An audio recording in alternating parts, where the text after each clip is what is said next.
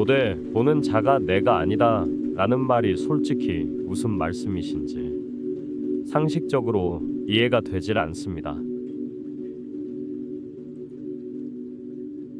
내가 보는 게 아니면 누가 본다는 것인지, 이 강의를 오늘 처음 듣는 사람 같으면 황당할 수 있습니다. 그런데 거기엔 누가, 나는 게 없습니다. 이게 대반전입니다. 우리는 살면서 내가 아니면 내가 아니면 그가, 하여튼 뭔가 주체가 있어야 된다고 인식하면서 살아왔습니다.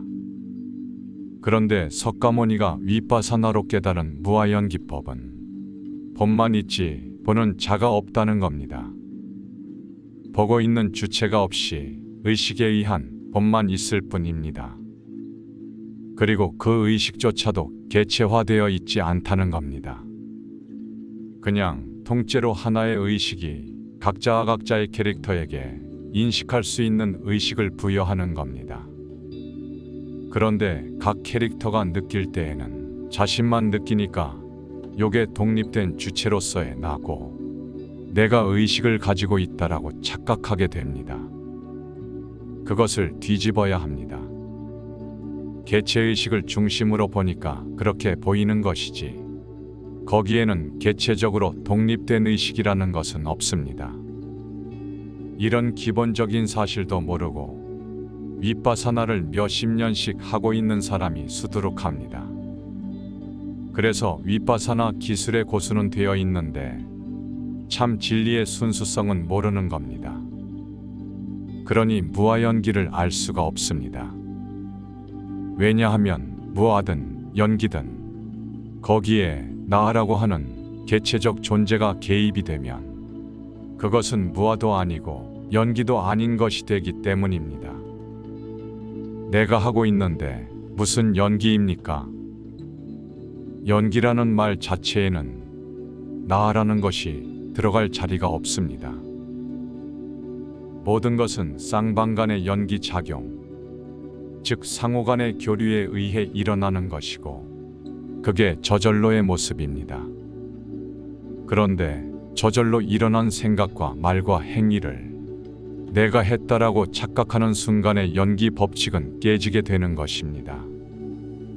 그렇게 되면 쌍방간의 한 것이 아니라 나 혼자만의 생각과 자유의지로 했다는 것 아닙니까? 너무나도 단순하고 간단한 연기법을 개체적 입장에서 보면 도저히 이해할 수가 없습니다. 거기에는 개체가 개입할 수 있는 틈이 솜털만큼도 없어요. 솜털만한 것이 개입되는 순간에 그것은 연기도 아니고 무아도 아닌 것입니다. 그래서 윗바사나는 지금 이렇게 드러나 있는 것을 내가 했다 하지 말고 그냥 보는 겁니다. 그런데 어떤 사건이 일어났을 때 그것을 내가 했느니 하고 따지기 시작하면 그것은 진리에서 벗어나도 한참 벗어나는 겁니다. 그런 사건을 저지를 주체는 없습니다. 아름다운 일이든 더러운 일이든 상상할 수 없는 일이 벌어진다고 해도 그냥 연기 작용에 의해서 일어날 뿐 그것을 일으킨 주체는 없습니다. 왜 주체가 없을까요? 연기된 존재, 즉 무아이기 때문에 아무리 참혹한 사건일지라도 거기에는 그것을 일으킨 주체가 없는 겁니다. 속으면 안 됩니다. 자기 자신에게 속아도 안 되고 대상에게 속아도 안 됩니다. 그렇기에 우리는 어찌 됐든 근원에서 전체를 통째로 보는 수밖에 없습니다.